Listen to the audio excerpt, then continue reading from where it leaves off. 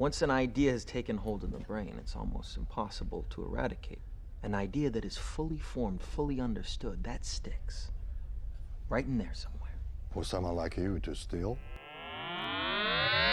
Welcome to the Bread and Thorns podcast.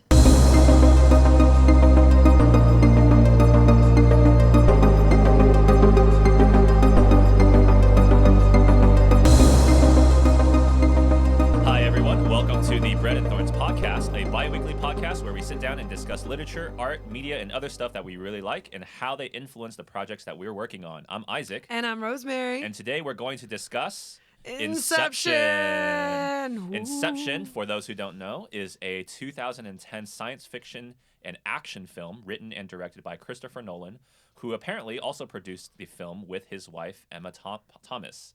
So cute. I didn't know that before reading this Wikipedia description, but it does star Leonardo DiCaprio. That's the front face actor of the film. Also has Ken Watanabe, Joseph Gordon-Levitt, who is delightful, Marion Cotillard, I hope I said that right, Ellen Page, Tom Hardy, Dilip Rao, Cillian Murphy, Tom Berenger, and Michael Caine. And one of the cool things with this is that we just had the Dark Knight episode, and that was also directed by Christopher Nolan, and a lot of the cast is like in this movie too. And so it's just really fun to watch the movie on like the tail end of that and just being like,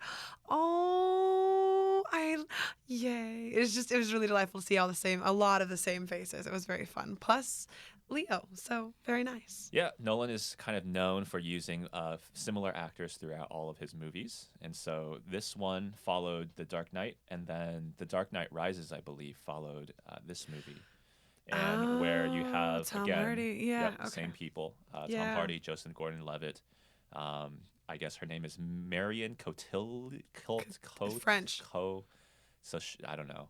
I'm sorry, I Miss just Marion said Cotillard, but it Cotillard. could be Cotillard or something like that. I'm deeply apologetic. You are amazing as an actress, and I am We ashamed like you. for mispronouncing your name. But I can pronounce Ken Watanabe, who was in Batman Begins.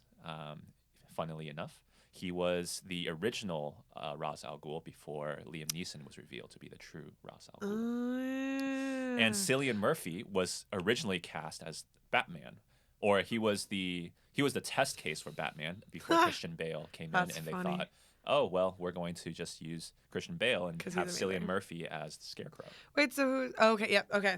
There we go. Cool. I can't picture him as Batman. He's gorgeous and magnificent, and I think he's a fantastic actor. Or maybe not. I think he's a really, really good actor. I can't see him as Batman. He had the kind of, at least to me, when I saw him in The Mask, to the bottom of the face, it looked very similar to when George Clooney was doing Batman, and that was pretty terrible. And so, unfortunately, I couldn't get on board with a Cillian Murphy Batman. Hey, but he was a fantastic Scarecrow. Yeah, he's pretty creepy, and he does a great job here in Inception as the very estranged son of a competing, what do you call it? I guess they never really talked about it. Some kind of corporation. Yeah, that the son of someone who owns a conglomerate of corporations. Yeah. And I think he did the heir apparent. That estranged relationship really, really well. He's an excellent actor. I felt sorry for him every frame that he was in. And so, yeah. It was impressive. You genuinely, it's really cool because you do kind of fall in love with him a little bit as a character because he is really impressionable, and he is really, you can see like the struggle between the relationships that he has, and you could tell that like, and how easily like different relationships were toppled in his life just because of like, oh hey, we're gonna just encourage you to believe this, and then it was just like, oh no, that actually makes sense, and then good stuff. I'm gonna make my microphone taller.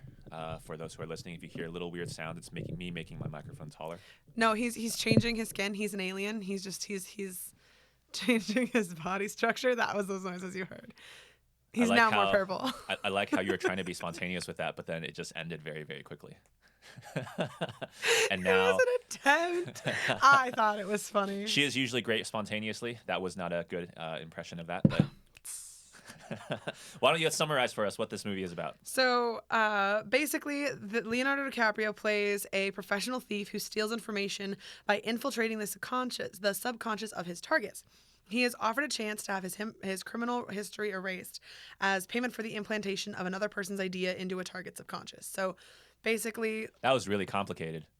Well, so almost This is a simplify complex it. movie. It is. It's so gorgeous. I believe the first time that I watched it, Hmm. most of the people that I watched it with, they were thinking, "Wow, this is such a great movie," but I didn't understand anything that was going on. Really? And so we had to go back in and watch it. Well, we didn't go back into the theater.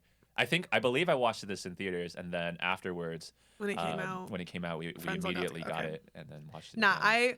so there were certain things that like you're supposed to question that I definitely questioned, but I love these kind of movies. Like I love movies. Like honestly, the only thing that I personally like in this kind of genre that they didn't have in there was a little like time jumps where they did kind of have flashbacks, but they weren't flashbacks. They were like his subconscious memory. So it's him staring and interacting with those.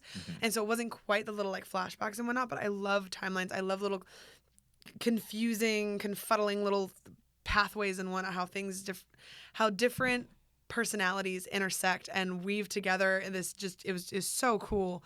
And so I did understand what was going on. And the cool thing is, so when I first watched this, I think I was in high school, so this is like 7, 8, 9 years ago. It was like beginning of high school, so I didn't even watch it when it came out. I watched it afterward because I was told that it was a gorgeous movie, just beautiful looks wise.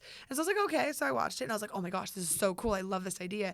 And now I've done a lot more research into psychology, and I've looked a lot more into dealing with the subconscious and the conscious mind and how you can interact with them and how you can play with them and help yourself grow and heal by interacting with your subconscious. And so watching this movie, I was like, oh my gosh, this is accurate. This is so cool. Like, usually you don't shoot the different subconscious projections. But other than that, it was, I really, really enjoyed from that point of view. Yeah, this is definitely for me one of those a very definitive Christopher Nolan film. I think his film style really kind of is put on full display in Inception more than almost any other movie, probably outside of Memento. Memento was his first film, or his earliest film that kind of I guess shot him to stardom in a sense. It starred Guy Pearce, and in that film he uses time in a way and transitions in a way.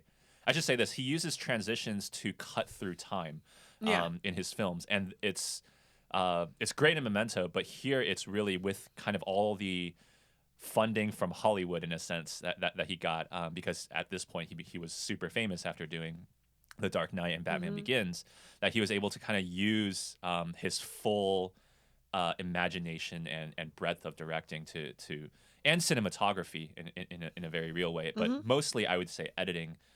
In the editing room, put all these pieces together. Have you seen Shutter Island? I actually can't. I know I've asked you this before. I've never I don't seen remember. Shutter Okay, Island. so just as far as Leonardo DiCaprio goes and little mind-bendy movies, I prefer Shutter Island to this movie, which is why I haven't actually watched this movie more than a couple Shutter of Island by times. Christopher Nolan? No, it is not. It's Right. by a different director, and so this is more Leo DiCaprio and this kind of like little thriller novel type genre, and so it's something where that one's a little bit more.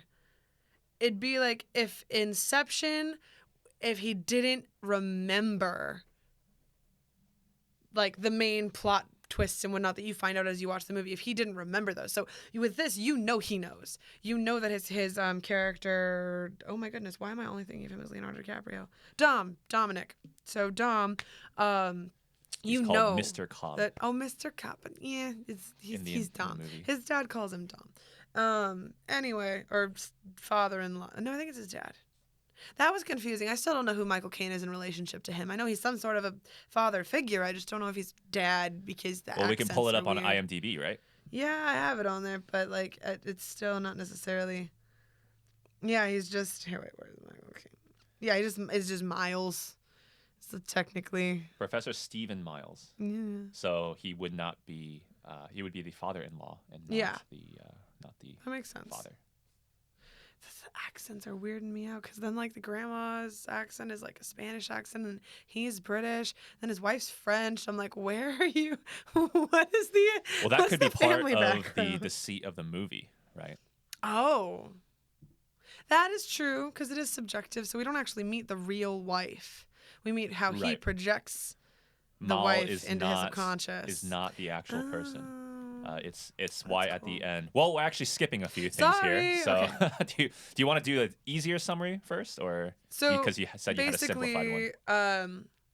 Dominic Cobb, Mr. Cobb, has learned, he's an architect, and he's learned how to access people's subconsciouses in order to either steal ideas from their subconscious in order to help infiltrate or get things out. And honestly, it probably started off very innocently as how do you build or how do you research the subconscious mind? Okay. How do you do that on an in-depth level? And then what happens is he and his wife are working together, and as they're researching, she can't distinguish the subconscious mind from reality anymore.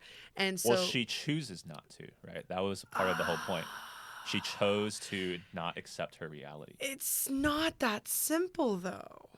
It really isn't, because that's another point of the movie, is the fact that when you that ideas are the biggest parasite, they're the biggest virus, they're the most subtle thing that can change everything. Because if you as a person believe that you will not wake up tomorrow morning, if you genuinely deep in your bones do not believe that, your reality is going to change based off of your beliefs and based off of your belief structure. So for her to not believe that the reality she's experiencing is reality, that it's still just a dream, the desire to escape that and get back to her real family, to her real children, to her real life, that's I wouldn't quite say that. Yes, she made choices. Yes, she is responsible for this, but I wouldn't say that she made the choice.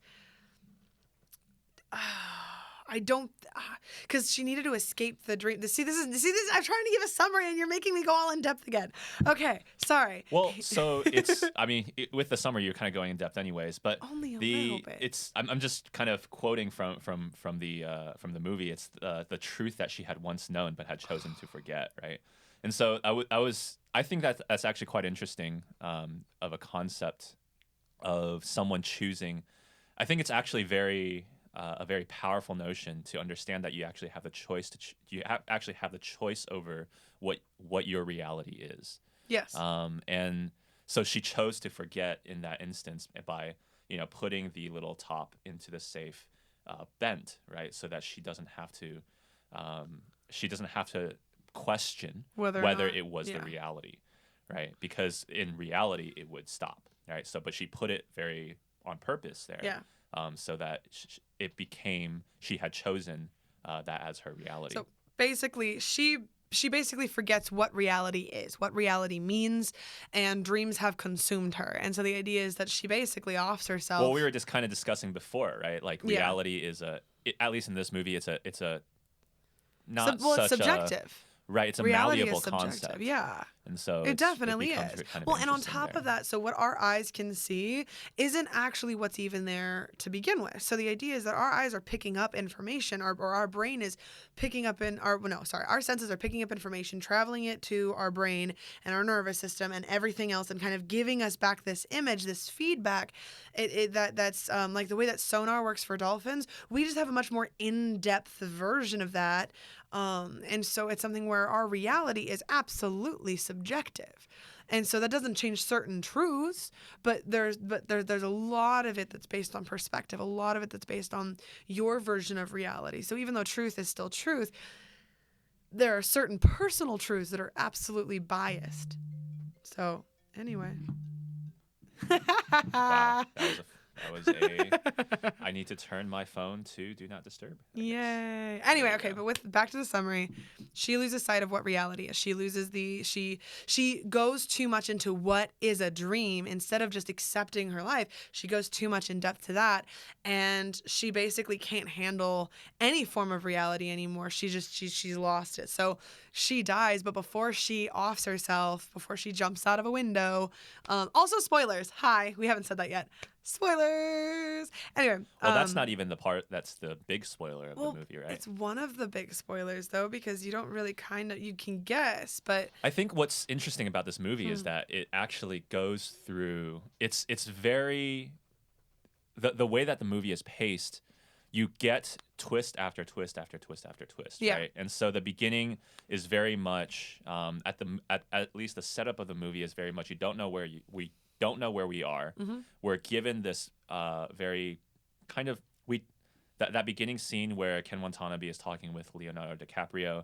It's meant to be very discombobulating, right? Because obviously Leonardo DiCaprio at that point, or Cobb, right, doesn't know where he is, and he kind of is trying to make out where he is, and then it suddenly, very, very suddenly, swiftly transitions into this other realm that looks similar, but Ken Watanabe is suddenly young, right? And then we go, they're talking, and then and then the twist of they're in a dream, right? And then there's another twist where they're actually in a dream within a dream, right? And On it top of the becomes- fact that this projection of this woman is just following them around, Right. and clearly there's something wrong because Arthur knows. well, we that don't know something's she's a wrong. projection yet, right? We don't know that, but until Arthur the twist and of we Dom realize this is do. a dream, Yeah. right? And then the twist of this is a dream within a dream. And it just, I think that the twists in this movie just keep happening to where there's not really much of a spoiler that you can say without really like it's been Yeah. twisted so many times that Well, you don't know where It's like coming the in, maze right? that he has Ellen Page create. The idea of you need to create a maze you have to create a maze in 2 minutes that someone can solve in one. Like you need to create a maze that takes time and energy and thought, and it's like it needs to be confusing. It needs to be confounding, and you need to have this thing that you can. It takes you a while to realize you're trapped in a maze, or realize that there is a way out. Oh, I actually interpreted that differently, and I felt like the movie substantiated that later in the snow scene where he was telling her to make a maze, but one where you could get out very quickly, and so the maze, in a sense, is the facade, because the maze presents you with this puzzle that you think is very difficult to solve.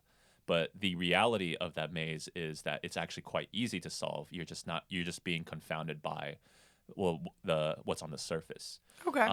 And so what you have, of course, that can then leads into when they were doing the snow stuff, in the third layer of that dream, where you have him telling what's Ellen Page's character, Ariadne. Yeah. Ariadne. He was asking her, like, you designed this dream, you should know the ins and outs. I've trained you to do this, and she finally relents and tells him about the drain pipe. Yeah, And I know that works. That was so. This is actually like one of the things with Inception. I think that because it's basically a movie about exploring the subconscious, right? Yes. Exploring what it is. It does a very good job with that. What is the human psyche, and how does it work, and how we can kind of play with it in film. And I think these ideas are really, really fascinating. And that's probably what drew me so much to this movie. Well, actually, before we go even deeper, let's reveal a little bit where this movie is on our top 10s. So where is this on your top 10, Rosemary? So this is actually not in my top 10. This is not in your top 10. What about you? This is also not in my top 10. So what on earth are we doing watching Inception? And why Other are we than because we talking wanted so to. deeply about it? Because for both of us, this is one of our honorable mentions, actually. And this is something that we both agree on. And if you've been paying attention, one of my things that I tend to kind of drag Isaac's movies through a little bit about is the fact that I find a lot of them really depressing. And so I can't have them in my top 10. With Inception, depending on how you view it, with the way that I view it, it's still a very. I feel like the ending is slightly more hopeful than some of the other movies that we've talked about. But the movie itself is a very tragic movie. You have this movie about a man who's losing his ability to control his subconscious because he's trying so hard to hold on to his memories of his wife. And so. Anyway, but it is a very, very sad movie that kind of has different themes and whatnot, and it's really, really cool. And so I genuinely like this movie. So even though it's not on my top 10, it is absolutely a movie worth watching. And yeah, I your agree. thoughts? I totally agree. Again, I think I said this before already, but I think this is a definitive Christopher Nolan film. Nolan being one of my favorite movie directors of all time. And I think he is one of the greatest directors of our time currently. He is definitely really delightful. I haven't seen Tenet yet, which just came out recently. It's in theaters, but I do want to watch it. I loved Dunkirk. And you'll notice, like with all of Nolan's movies, he has these time things that he does. Like with Dunkirk, I think it was 2 hours cut with a day, cut with a week, I believe. I have to go back and watch, but you don't know that until that twist with the ship going down in that movie. And then you have things like Memento, where he does time basically backwards, and then forwards, and it kind of comes around in a U. And then with Inception, he plays with time again, where each layer of reality to dream, or we could just say dream to dream to dream, is just the time kind of expands. And that's part of the really awesome thing about this film. So yeah, I totally think that this is, despite it not being in my top 10, it is definitely a movie worth watching. Also, just for fun.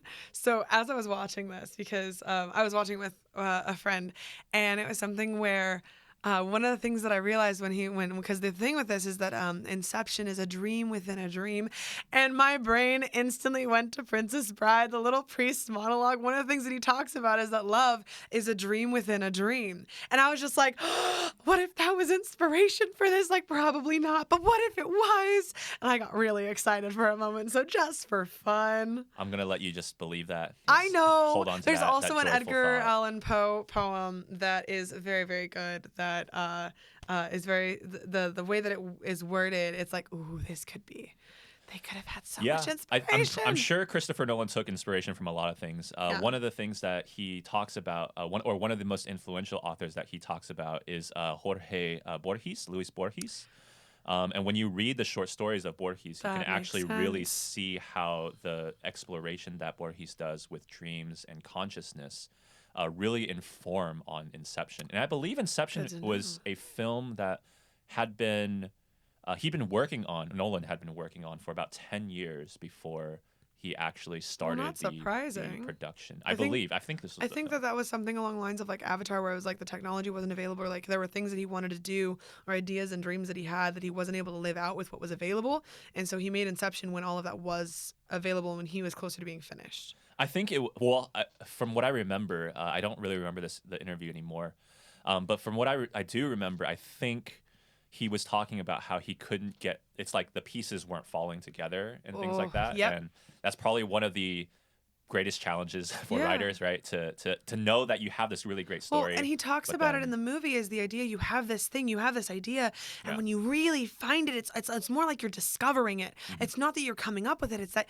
you're learning it, you're discovering it, it's revealing itself to you, and that is like the true creation. Is just it feels like you're unlocking the secrets of the universe rather than you're creating this whole nother universe. Yeah, and so that's probably why we still haven't finished our summer yet, because there's just so Sorry, much. there's a lot. There's so much depth to this movie. But for those who haven't watched, we actually really highly encourage. This is probably one of the movies that we're going to say, hey, if you haven't seen it, stop this podcast right now and go watch it. Yeah. Because it's just there's so much to it that it's difficult to actually explain and summarize. I feel like if you're watching it for itself as a movie, then yes.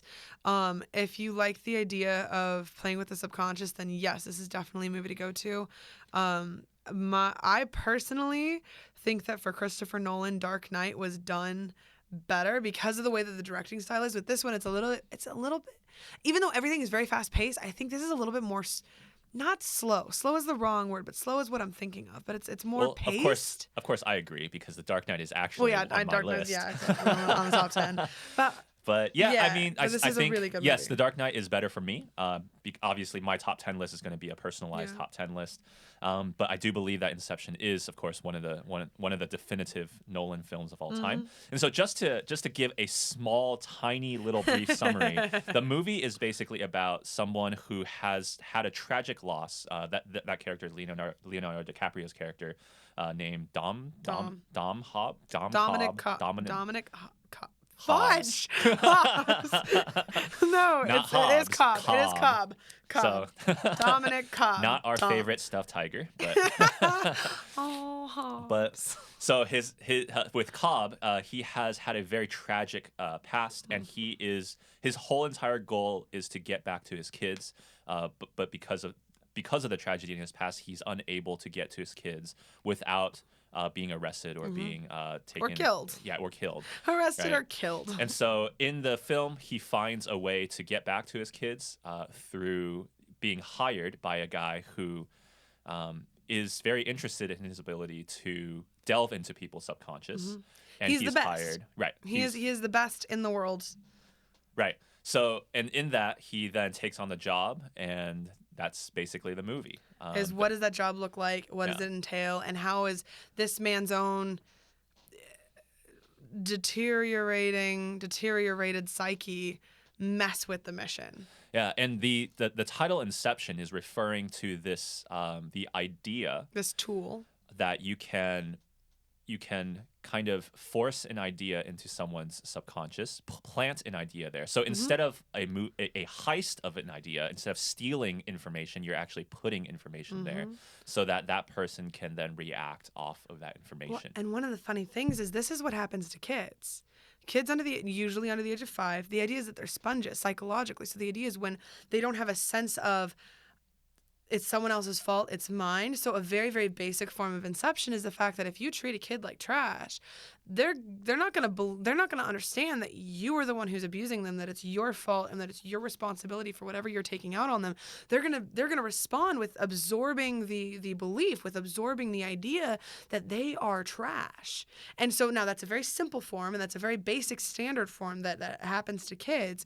And then as you grow older, you develop kind of defensive barriers. You develop like, oh, these are human beings who also have flaws. It's not always my fault. They're responsible for their own actions.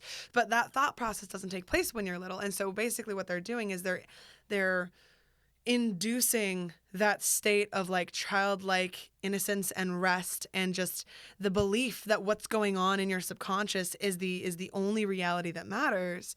And then planting the idea in there, planting this belief in there, and then letting it take root. And part of that simplistic, I think, I'm not saying your explanation was simplistic, but the idea that the root of an idea is very simplistic is very played out in this movie where.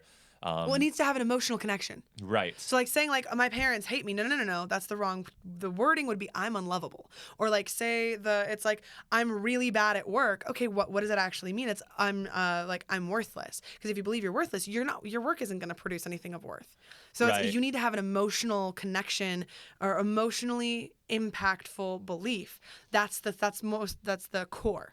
Right, and that needs to be core at that center. Needs to be very simple. Yes. And so the idea that they incept, the idea that they put into the person is a very simple idea based on the relationship with the father that they discover. And I actually really appreciated the movie's exploration of that understanding so good.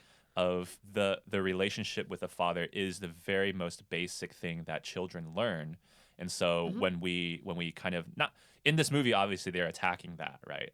But when we address that in even in real life outside of the film, right?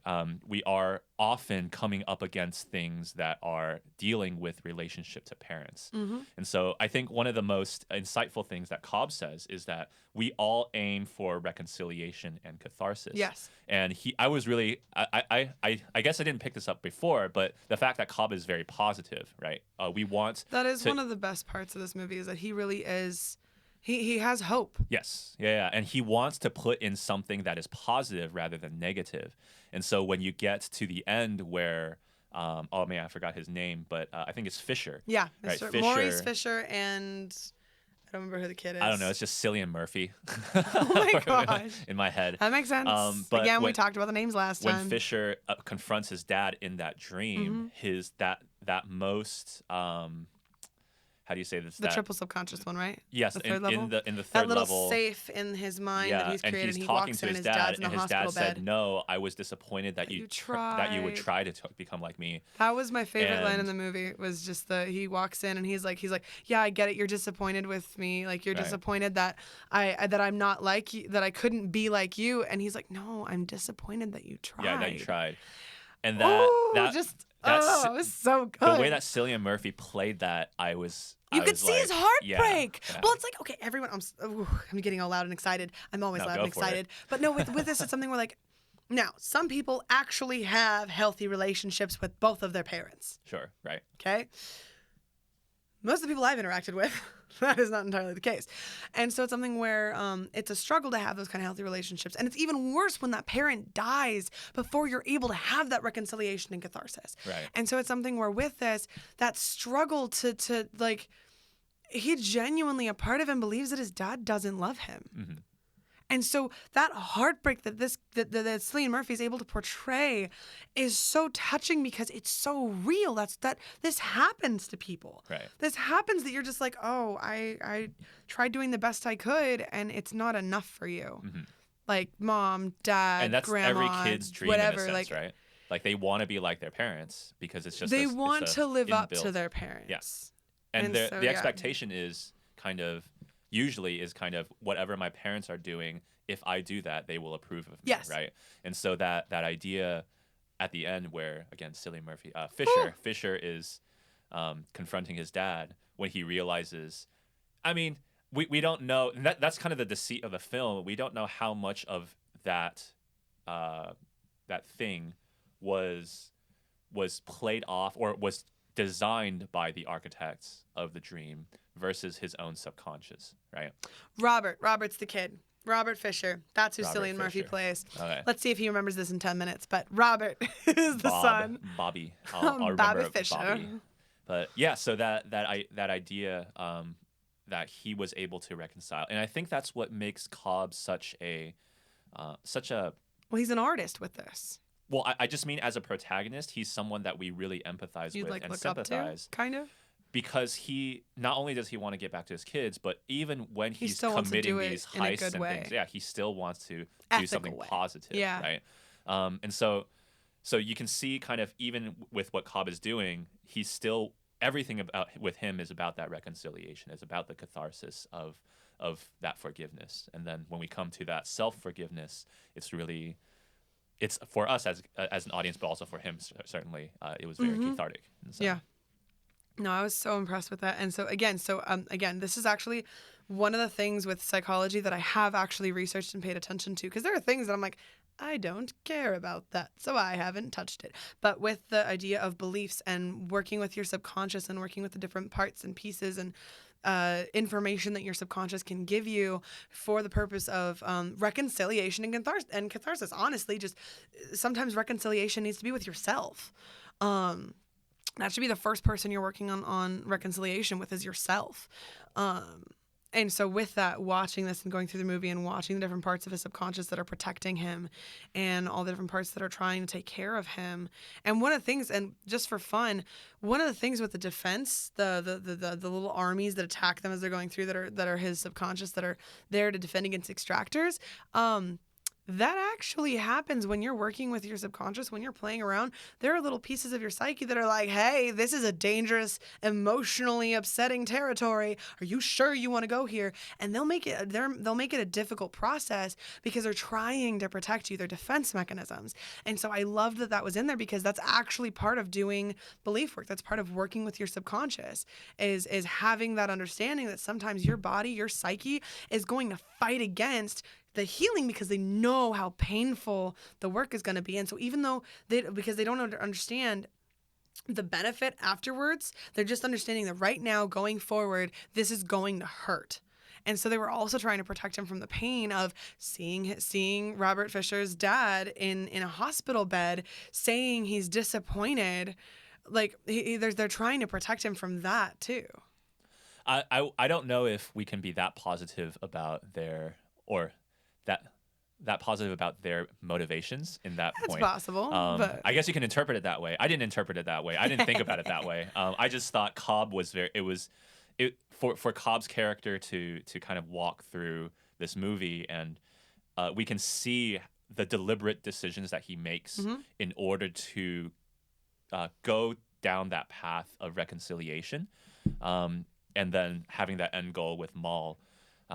Really, I think it really demonstrates like a kind of a good characteristic, and probably why I walk away from this movie with a very different interpretation than what other people have online, or that I've seen online, or that when I discuss with other people. And so like one of the things that a lot of people ask at the end with the spinning top, right at the end of that ending scene where you see the totem spinning for Cobb, and it doesn't. Yeah.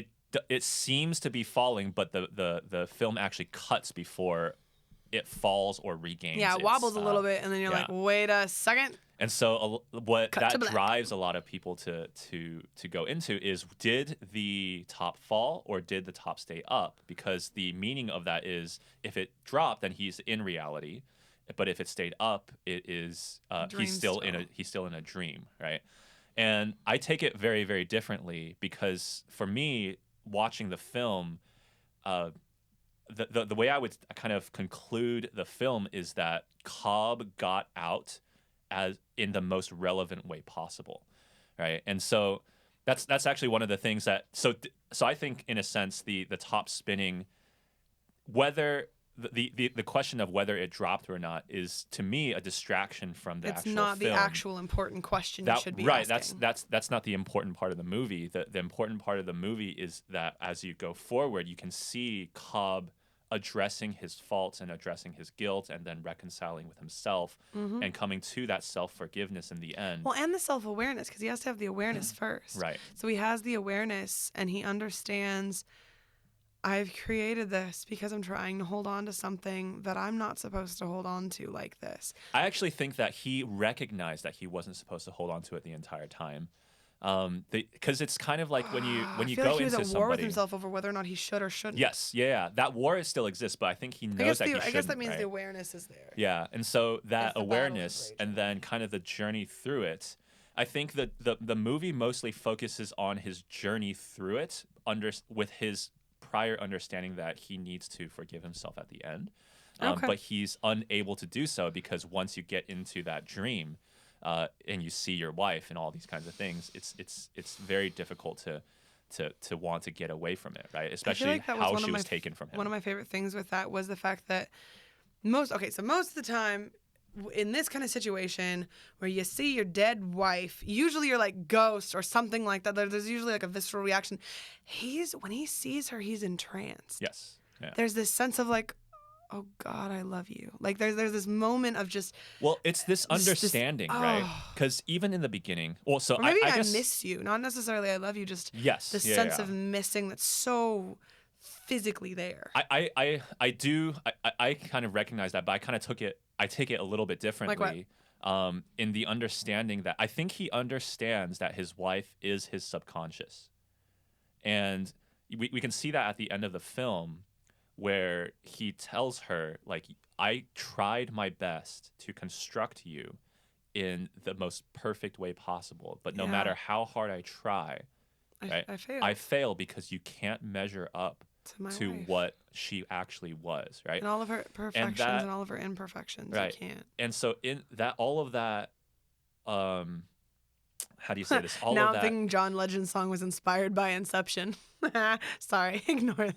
maybe, I don't know. Which one came first? I'm You'd have to look that pretty up, sure right? Inception did. So one of the things that he was on purpose trying to do, right? And this is, I think, something that a lot of people do when they go through the tragedy of losing somebody that is very close to them. They're trying to create, using memory, they're trying to create the reality of that person.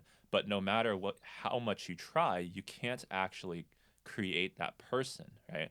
And I think the movie, the movie talks about how Cobb can't dream anymore. And for me, I interpret that as that is actually because Cobb spends all his energy trying to reconstruct her, right? And that reconstruction, he knows, is failing and failing and failing, because even at the beginning of the movie, I think, at least when I watch it back and back and back, I've seen this so many times now. At the beginning, he already understands, actually, she's just a part of my subconscious. And so when he addresses her, and when we as the audience see her, when she's doing the, I mean, that first jump scare when Ellen Page's character Ariadne goes down that elevator and she sees them being intimate, right? And then she suddenly goes, like, looks over at her, what are and then you- what are you doing here, right? That's that immediate, like, jump scare that happens. That's his subconscious. That's his subconscious saying, going, what are you doing here, right? Yeah. And so that And we Maul is have also that. kind of like the defensive part of his subconscious as well. Subconscious. Yes, and So- that becomes really interesting, because that defensive part comes in with this guilt, right? Yes. And it kind of becomes meshed together. And I think the reason I take it this way is because Joseph Gordon-Levitt's character, Arthur, when he talks to Ariadne about Maul, right? He very definitively says she was a lovely person, right? As if like there's just no question in his mind about who she is, and how valuable she was as a person to both him as a friend, probably, and everyone else. And so when we take that at its full force, and we have to remember Joseph Gordon-Levitt's character Arthur, he's very loyal to Cobb, almost to a fault in a sense, right? You get the sense that maybe Cobb did something for him that he could not be, saved a mom or something like that. Something that makes sense. Or he could also just be avid pupil, because again, Cobb is supposed to be the best architect. I think there's more than that though. Just the way that Gordon-Levitt played the character. It did seem more connected than that, but maybe it started off that way. So maybe it started off that character he was very a pupil, right? detail oriented, very like stick in the mud kind of thing. Right. That's what Tom Hardy's character calls him. But in a sense, you can kind of see how Gordon-Levitt's character could actually fit in many other teams, maybe that in this world that could be stealing dreams or doing whatever with dreams. But he has chosen, despite Cobb's situation, background issues, trauma. Yeah, he's chosen to stay with him no matter what, right? And he's not the one that betrayed Cobb in the beginning; it was the other guy, right? And so he being very loyal, then he understands. I think. Also, that guy sucks. Like really? Yeah. Like really? You're about to go die. You're gonna get chased down. Well, you mean the guy that betrayed them, right? Yeah. Like you're really just. Sorry. Again, it's one of those like. There's a difference between like a snitch and someone who's like being honest for the sake of helping everyone get better. Snitches suck. People don't like snitches. So some people can't tell the difference between those two categories. Yeah. So what? Well, I'm sure he knew he was a snitch. Oh, he knew. He knew. Everyone there knew. That's why he died. Right. So in contrast, right? In contrast to that, Joseph Gordon-Levitt's character goes. When Watanabe first offered them Saito, right? Offered them the job. Arthur was like, no, we should not take this. This is a bad path. Really, right? That's a bad idea. And then, but he takes it anyway, and almost without skipping a beat, Arthur goes, okay, then I'm with you. Let's go. We're going to do this, right? And so from that kind of loyalty type character, you understand he actually has a outside perspective on Maul, and so when he tells Ellen Page, Ariadne, that no, she was actually a very, very well. I forgot what the actual quote is. I should probably have it somewhere here. It's not the promising architect, right? No, he says she is lovely, right? In reference to Maul, right? In reference to Maul, that it becomes like, okay, the person that we see in Cobb's subconscious is not her. No. Right? Which makes sense, because even the hints of her, you see that she's sweet and loving and smiling and nice. Right. It's only when when the subconscious is reacting to Cobb and reacting to Ariadne and reacting to Arthur, really scary, then she gets menacing. Yeah. Then she gets this. It must have been really weird for Cobb to see her hold a gun to Arthur. I think it was that interesting. Might have been startling. Yeah, I think it was interesting because there's so much of that guilt going in. Like he is the one that did this, and so he deserves her, this subconscious version of Maul, completely messing up his plans and everything like that. And so that's why. So from that, right, I draw it in, and then at the end when he's able to really just say it and recognize, I was like, you're part of my subconscious. You're not her. Yeah, and I miss her, but it's okay. Yeah. I need to get back to my kids. And that recognition, I'm the one that did this to you, right? I did this in a sense to myself. Right. Which is also the whole point of the movie, is the fact that he's like, oh, I know Inception is possible because he did it to his wife. And then that's when that twist as a plot twist is so powerful, but as a character understanding of Cobb, I think it's so deep, right? And then it defines him. The entire movie, it defines him, because the guilt over. And how many people have said, not even like an idea, not even like on a super subconscious level, but how many times have you said to a person like, yeah, well, maybe that's not actually that important, or maybe this, and you flippantly said something, or maybe you even meant it when you said it, and they took it and they did something with it, and you're like, oh my, right, that's not what I meant. Whoa, that's not like that's one of the main people, like when with people who've committed suicide, like most of their relatives, most of their people, the people that are around them, there's this sense of like, oh my God, what did I say? What could I have said? What, and the sense of guilt of just yeah, maybe I joked around and said, yeah, life sucks, you should go kill yourself. Like it was a joke. And then when they do that, you're like, did I plant that idea? Did Right. I plant that? And so just the guilt and Well, the fact that Cobb oh. was the one that planted And it that was idea, worse right? because it was. Yeah. But he didn't, and the thing was he was doing his best to save her. Yeah. Because he knew they were trapped in the dream. I actually, so that's an interesting take on that. I actually think a little bit differently. Excuse me. Wow. But in that, I think Cobb at the end recognized he wasn't actually saving her. He was doing it for himself, right? In that idea. Oh yeah. Right. At because the end. yeah, that was that realization. I did this thing because he was the one that violated her mind, right? He went into her house. He did go in there. He had to search it out. He didn't do it with her. And he was the one that spun the top, right?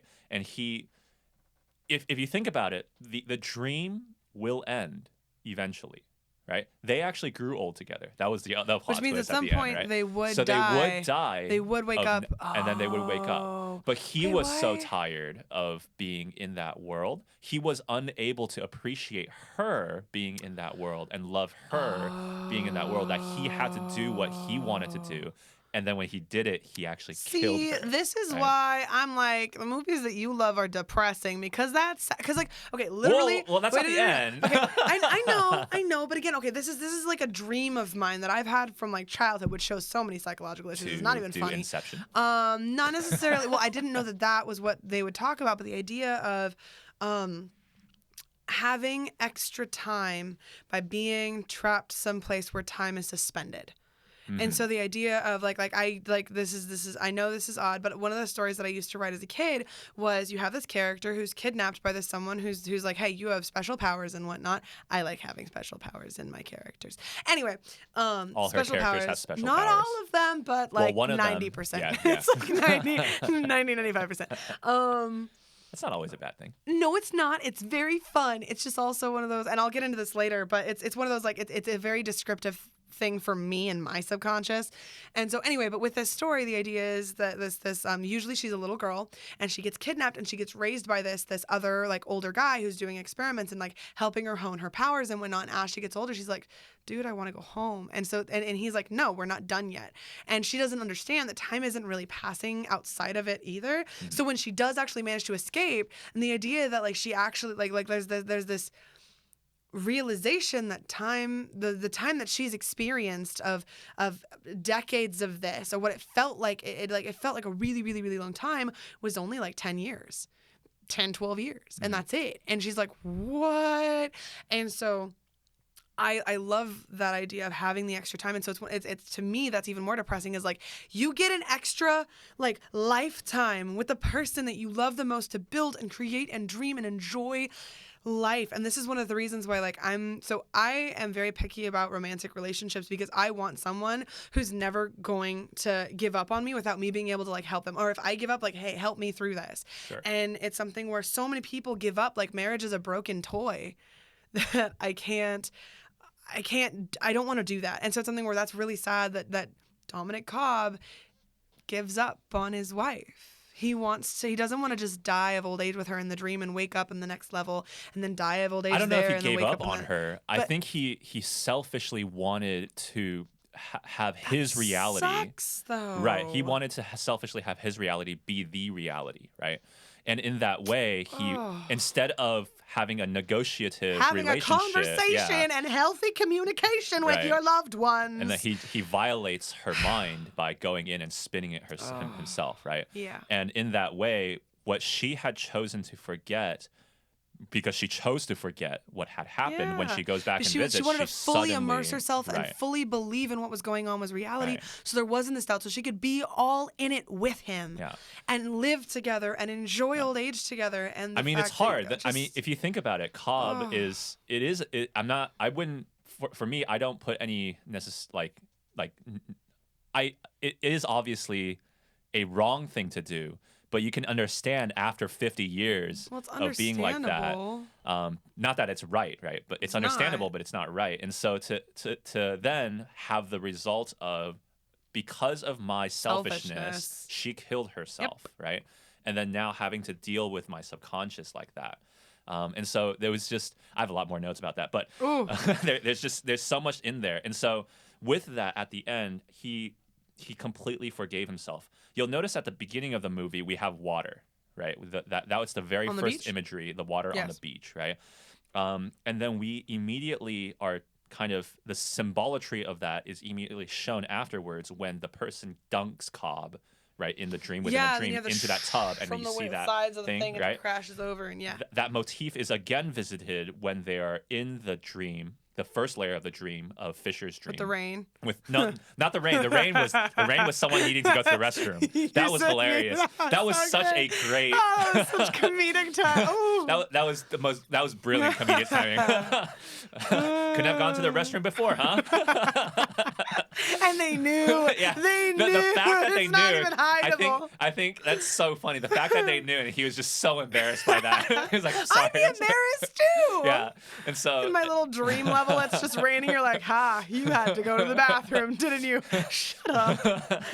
And so not that, Goodness not the gracious. rain there, but when the van is plunging into the river, towards right? the end, yeah, at Dunking the into end, the river yes. for that kick. And so we have the water from the beginning, we have the kick that wakes you up, we have another kick that wakes you up, and then we actually have another water thing right before the very, very end, right? Yeah. The very ending scene. And if you think about that in sequence, it's baptism.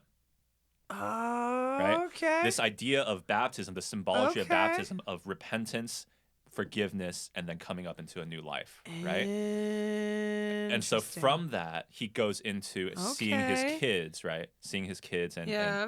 he goes through the airport and sees his kids and all this kind of Yeah. stuff. And so for me, the relevance of whether he is in a dream, it's just not. That's not relevant. That's it's not important anymore, right? Yeah. And because he has gone through the journey, he is as awake as relevantly possible. Okay. And he admits this in they all actually admit this within the middle of the film, where they talk about, well, what is reality? Is reality, it's very similar to the Matrix in a sense, right? What is reality to you? What is reality to me, right? After a while, reality is not going to be enough for somebody now. That's one of the quotes, right? When they go down to the Indian guy's little shop and they see all the people sleeping, there's this old guy that comes up to them, Oh, yeah. and he says they come to wake up, Yeah. right? And it's like, The and how dream- dare you question right? what their reality The or something dream like has become their reality Yeah. in a sense, and so. A lot of people today, right now, think we're in a simulation, right? This this whole life that we're living in is in a simulation. Who are you to say what reality is for someone else, Yep. right? And that's the whole message there, that Cobb actually tried to dictate reality for somebody else, and look how it and how it killed worked them out. for it, right? And in that process, then he has to afterwards go through the process of forgiving himself, of repentance and forgiveness, and come out of the baptism as a new person, right? Yeah. And so I was also really impressed because one of the themes with this is the idea that you have to let other people make their choices for themselves. You can guide them, you can bring them there, but there's only so much that you can do, because even if Robert Fisher had an amazing relationship with his dad, it probably would have taken a lot more for them to actually do what they did, but because it wasn't, it was really easy for him to topple the relationship with the Godfather and with Uncle Peter, and it would have been so much harder for him to hear the dad say, like, I'm disappointed in you. He'd be like, wait, Dad, you like it would be so, well, one, it'd be more heartbreaking, but it would have taken a lot more convincing. It would have been much more obvious this was a dream if the relationship hadn't deteriorated. So, but the idea that, like, you can't make other people's choices for them, and then at the end of the movie, Arthur and Ariadne are like, oh, dang it, we have to go. We can't wait for him. We can't just go in and get him. He needs to come out himself. And so it is the choice to come into the new life, new reality, however you want to phrase that. You have to choose that for yourself. yeah, one of the things that was really, really fascinating to me this time watching around, and then now I'm probably when I return back to this movie to watch it, I'm gonna be paying attention to this more. But it's the character of Saito, Yes. right? Because I like his character. At the very, very beginning. Actually, we can take the beginning and the end and kind of put them Yes. together, because they're Basically, almost identical. That's you part would of the say they're point. the same scene, but of course they're a little different. probably They're arguments that they aren't. They're not. They're the same thing. But if you take them in, Saito is this person that is very confident that he will remember Cobb despite going into something like limbo, right? Despite being trashed into, and he's a civilian. Remember that he's never a tourist. he's a tourist. Right, there He's you a go. tourist. And so he's someone that's so confident of his ability to actually pay back the respect that he owes to Cobb that it's a reality at the end there. Right. And I find that absolutely fascinating. Interesting. How is it so ingrained in somebody? For him, for respect and honor and loyalty, that they will fight their subconscious' normal reaction to something in order to honor someone else because they know it's the right thing to do. I wouldn't even say fight. Fight is I would say struggle, right? Struggle with it, right? Okay. Struggle in that realm for so long because you see him at the end. He's like 100 some. Yeah, he was dying and now he's been waiting his whole life. Yeah, no. But he's so confident that he will remember it, right? That he gives Cobb this, I will do it no matter what. And before, I mean, Cobb has clearly had experience of, no, if you go into this state, you're not gonna remember. You're gonna be when you wake up, you're gonna be mush, right? So, but then Saito gives this extraordinarily confident thing, and he actually meets it out in the subconscious, and I find that so fascinating. Like, what did he build in his subconscious to make that a reality? That's true. You know? What did he do? Like Sherlock Holmes' Mind Palace style type thing. Like, how did you lock away? What did you lock away? And how did you remember, do in that those state, kind of that things? is his reality, right? Yeah. And then how did he do that? What was he actually doing? And that is training really himself cool. into? And so I just, It was very, very cool. I find that I wonder so if there's anything from anyone else's subconscious that was playing around in there too, or if it was just Cobb who was losing his mind. Because clearly Cobb seems to have the most visible psychological trauma, or most recent psychological trauma out of everyone in the group. But most people have some kind, whether it's mild or severe or not, most people have some trauma of something in their life that their psyche, that their subconscious is trying to communicate to them about. So I'm curious, like, what other people's subconsciouses were doing in those other realities that weren't as noticeable.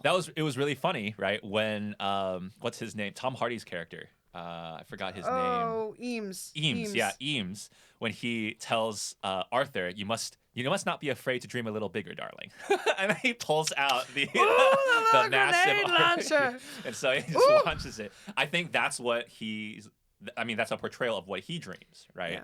Joseph Gordon-Levitt's character, Arthur, is very organized, very efficient. Very efficient. Yeah. Ooh. He did the whole wrapping, bombing thing in 3 minutes. Literally. That's insane. That was insane. It was so that's good. why Cobb hires him. Right? No, he's So great. But it's amazing. Well, and one of the things that people forget with your subconscious is that one of the best and sometimes one of the most disappointing things is that it's not real. It's not confined by the same restrictions as reality. Yeah. So if you want to fly, you want to have a little fantastical dream about it, you can. You just have to suspend your beliefs. I was actually very interested in why, and I mean, if I ever interview the guy, I'll ask him, but why Christopher Nolan never did that. Never did a dream where the physics were just complete whack. Because we do have dreams like that. We do have these dreams in this movie or in a different thing? In this movie. No, but okay, that was explained in The Matrix, dude. The whole reason why Keanu Reeves' character is so important is because it's so hard to let your mind unravel what you're doing. In this movie, and so with in this Inception. movie, the idea is that Eames is impressive because he knows it's not real. He knows he can do this, and he's like, okay, I believe this gun is going to exist. Right. He's able to do that, and that's why Ariadne's character is so impressive to Cobb, is she picks it up so quickly. Oh, this isn't real. Oh, I can mess with physics. Oh, I can do this. And so as more people pave the way and move things forward, you're able to experiment and have fun with that. But that was the extent. Yeah.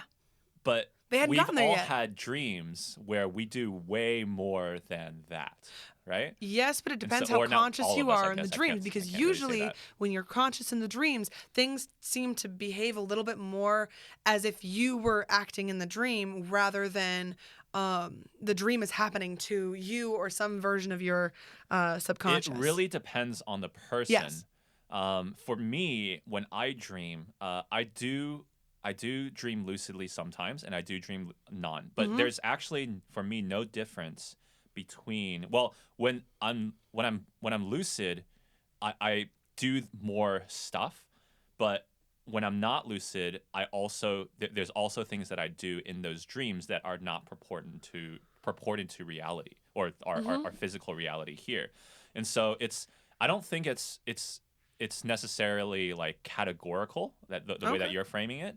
But I would be interested in understanding why. Like, I would want to ask Nolan, why didn't you make one of the realities? Or maybe he did, but then he thought it's just not filmable.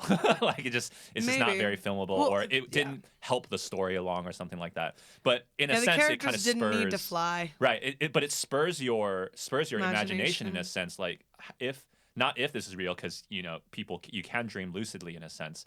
And certainly there isn't much argument against shared dreaming other than, you know, I think people would doubt it if they've never thought that they could, right? But so the idea of being able to do this kind of thing is very much within the realm of even the film, right? And so I would be, that's a question I would ask him. Yeah. It would have been cool to see them play with that a little bit more, but also, again, one of the things is that we are also supposed to question a little bit dream, reality. Right. And so if they had been going around and pulling out bazookas out of nowhere and all these different things, it would have been a little bit easier to not believe that what was going on is more like our version of reality. Right. So that makes an interesting kind of segue, because an interesting. We're getting to a segue, but not yet. It makes an interesting kind of argument for what is the thing that makes you believe you're in a dream, and what is the thing that makes you believe that you're not in a dream? Because I actually think that's very individualistic. The thing that makes you realize that you're in a dream is not the same thing that makes me realize that I'm in a dream, right? That was part of the point of the totem, although they used it more as a test, right? And so when you're kind of, if you ever talk to people that like that often lucidly dream or do it on purpose and everything like that, they talk about tests that they do for themselves, right? That makes sense for them. Usually. And so I think it's the same thing in a sense here, but there's just so much to explore in the and concept for of example, I have a sense of things. I don't actually have a test, because I do that where often the dreams that are more like reality are the ones that feel more real. Usually when I'm dreaming, and it's not like, oh, this person that I knew like a year ago and I are going and getting coffee and there's this thing and it's happening, but it's still really normal. Those ones, it's harder for me to tell. And so I'll wake up and kind of have that sense of like, oh no, am I late for something? Like, and those ones it's harder to realize that I'm in a dream. Usually with the ones that are a little bit more fantastical, those ones, there's just this sense of all of a sudden I'm like, oh, this is a dream or this is a story. And so I'm able to play with it a little bit more. I'm able to move it forward and just kind of enjoy it and discover as the story is going on. But no, I like that. And that actually kind of segues into how we use this in our own works. And so I'm going to start because I like this a lot and it makes me happy. Go for it. I didn't even have anything prepared for this segment. I have a couple things. So my dad is a certified life coach. So I have talked about this kind of belief work and working with your subconscious for a very, very long time. This is just something that I've grown up with doing. And so one of the things that I realized in high school was, how can I, instead of just the stories that I'm writing and I'm working on this, like, how can I actually use this to figure out what my subconscious is trying to tell me? So say I have different characters that exist, I actually use them as a way to communicate with myself. I use them as projections from my subconscious to be able to kind of figure out what my psyche's trying to tell me about what's going on with me or what has been going on with me. And so that's something where, going through different stories, I actually have several stories that are for the express purpose of exploring certain parts of my psyche, of exploring my subconscious. And so there are a lot of stories. Like, for example, there is this story that I have, and I kind of based it a little bit more like a fairy tale or like a bedtime story that like the idea is that you have this dad, and it is clear that he's lost his wife and his 3 kids are in front of him, and they're like, hey, we want a bedtime story, and he's like, okay. And the idea is that they want something, and so each of the kids gives a little description, and the idea is that it needs to be real, it needs to be a love story, and it needs to be full of action. And so he decides that, you know what, it's time. And so he goes through and he tells them the story of how they came into existence, how he met their mom and how he did this. But it's that's the little like entry into it, and then you actually get into the story. And as I go through with those two, so with the dad and the mom, as they're in their like late teen years, early 20s, as they're discovering each other and discovering themselves, using them to explore. Like for example, the main protagonist, the guy, the dad, he has, and it's a very specific ability, but he has the ability to shapeshift into a tiger, and this is a genetic thing that usually skips every other generation, but the people in the genetic lineage are able to transform into different animals, and so and this is something where way far back there were scientific experimentations done by magical beings and whatnot, and so this is one of the things that was created, and his line has actually been protecting. So over the last few hundred years, they were protecting the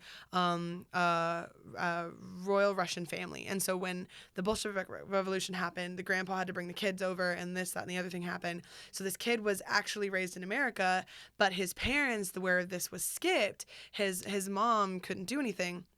And so exploring the relationship between the parents who are scared of this child who can, now imagine little like freaking 5-year-old little boy who transforms into a little like tiger cub, and the parents are somehow like freaked out by it, like adorable baby kitten thing. Anyway, and so it's just exploring that and exploring how for me, what I came up with was the idea that my subconscious doesn't like how much power that I have, how much ability I have to create and imagine and build and be excited and enthusiastic about life. And so I often will look for things in people that are close to me that put that side of me down. And so I was able to kind of explore that dynamic by going through main character's relationship with his parents, and by helping him heal and helping the main female protagonist heal as they meet each other. And so it was bringing awareness to what was going on. Anyway, so with this movie, I really like this movie because it was like, I do this where I use the subconscious projections to help me figure out what's going on in my life rather than it just being a piece of entertainment. Mm-hmm. Yeah. I mean, that's what good art does, right? Helps make you think, helps you create. I think that good art makes you you want to create. Yes. Right. Good books make you want to write. Yeah. Right. Good stories make you want to tell stories. All those kinds of things. Oh yeah. And so yeah, that's awesome. All right. Me happy. So with that, there's so much more to discuss with Inception, so but we're gonna move on to our drawing the hat segment. And I believe this week is me. Yes, it's my is. turn. It is his turn. It is my turn. Whatever the choice is, you blame his hand, not mine. Well, hopefully we'll choose something that you guys would enjoy. This is gonna be amazing. For. Whatever it is. Okay. All right. It has been shuffled. And we're gonna make. The movie is Count of Monte Cristo. Okay. I was just looking at that on our list. And so Count of Monte Cristo is the I actually never seen this movie. Oh my gosh. Yeah, so I've never seen this. Have you read the book? I didn't even know there was a book. Oh my god. Okay, cool. Okay. Well, clearly so obviously you can to my tell audience, what's going on here. I have no idea. This is not on my list, but I love this. We were going to reveal that next time, but that's okay. Yeah, but so Count of Monte Cristo is what you're going to tune in for next time, and I'm so excited, you guys, and I have hope that Isaac will like this one, so we'll see. Hopefully, anyway, we'll test it out. I also hope I will like this. I believe we record these podcasts much earlier than they are released, and so I believe this podcast is going to be released like end of November. End of November. So for those of you that are listening, thank you. We thank you for listening to us on your Thanksgiving weekend or Congrats afterwards. for making it this far. If you haven't listened to our previous podcast, we would totally recommend that. Oh, yeah. We have done The Dark Knight. We've done, what else have we done? We've done Tropic Thunder. We've done Princess Bride. We've done Matrix. We've done Palm Springs, which he's going to continue. You didn't actually reference that this time. Yeah, I'm you so referenced proud. it this time. I'm so proud. Okay, cool. I feel like there's an end in sight. Maybe not. It might just be like like, you know how when you're on like a highway or something like that, there's those tunnels. We're leaving a tunnel, and hopefully it'll be a while before we get to the next one. Maybe I'll make 2 references to it next time, that to make up for my lack this time. Depends on how much you like Count of Monte Cristo. If you don't like it, you're gonna make a bunch of references to Palm Springs. Anyway, So before we end, we have still our dime segment. yes, woo. And in our dime segment, to kind of recap, we usually have a quote or a funny joke of the week, and it's usually prepared by Rosemary. So Dun, what dun, do you have dun. for us this week? So it's a little bit longer, but it's something where, and I actually referenced it in the beginning, but one of the things that stood out to me is that, again, Inception is a dream within a dream. Mm-hmm. There's a reference to it in Princess Bride, or Princess Bride. This reference is Princess Bride, and there's also an Edgar Allan Poe poem, and so it's something where I'm actually going to read the second stanza, which is the last stanza from the poem, because the imagery just makes sense with the movie, and you're like, ooh. I'm guessing this is not a joke because No, it's Allan not. So Poe this is more of a quote. be a punster. I'm counting it as a quote. But yeah, so and the poem is literally called A Dream Within a Dream. Okay. And the second verse, here we go. So, I stand amid the roar of a surf-tormented shore, and I hold within my hand grains of the golden sand. How few, yet how they creep through my fingers to the deep, while I weep. O God, can I not grasp them with a tighter clasp? O God, can I not save one from the pitiless wave? Is all that we see or seem but a dream within a dream? Nice. I liked it a lot. Anyway. All right. If you like that, that is from Yeah. Edgar Allan Poe. But Yes. if you like the voice behind that, you can visit Rosemary on her Instagram. Yes. And she does a lot of Yes. poetry there. Or she posts a lot of poetry I post there. a lot of poetry there. I'm working on coming up with something where I read it out loud, because I like poetry to be read at a rhythm, and often the rhythm inside of my poems is a little bit faster. Honestly, sometimes I could read it to that kind of beat. Anyway, and so it's something where a lot of people Boots and like cats and boots and really cats and boots and cats and boots and cats. Anyway, the idea is that a lot of people like it where it's like meaningful and slow, and you take pauses, and I'm like, that is not often what all of my poetry is. It kind of You don't take weirds me meaningful out pauses in your sometimes. poetry? There are meaningful pauses, but it's usually because I'm like, Because you're drowning in such emotion that you and then have like, to pause. ooh, it's there. Anyway, so So if you're interested in Rosemary's yeah, poetry, feel free to go visit. What's your tag? It's Rose E.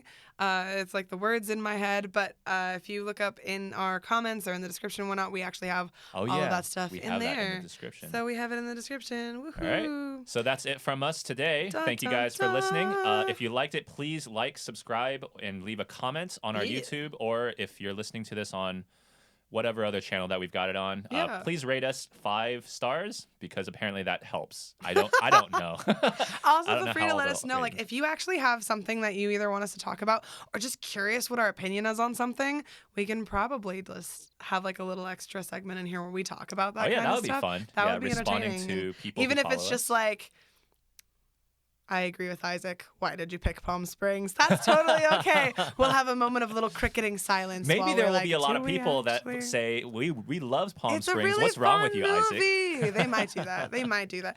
Andy Samberg is just like, Isaac, how could you? And Oh, it's like, I feel vindicated. If Andy Samberg comments on our YouTube videos, I will forever stop talking about Palm Springs. And so I might possibly make that a mission. Challenge accepted. That- There's that no would be- deadline, but challenge accepted. And if he wants to give us an interview where he just talks and we just listen to him, I would love. We're just like, we love your voice. Yeah. Just say things. We're going to hand you a phone book. Good luck pronouncing cotilliard. And so thank you guys for listening. I've been Yeah. Isaac, I'm Rosemary. and we will see you next time. Woo.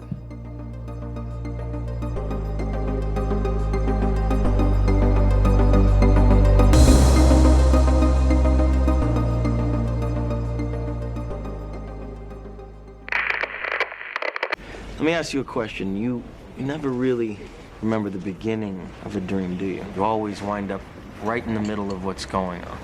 I guess, yeah. So how did we end up here?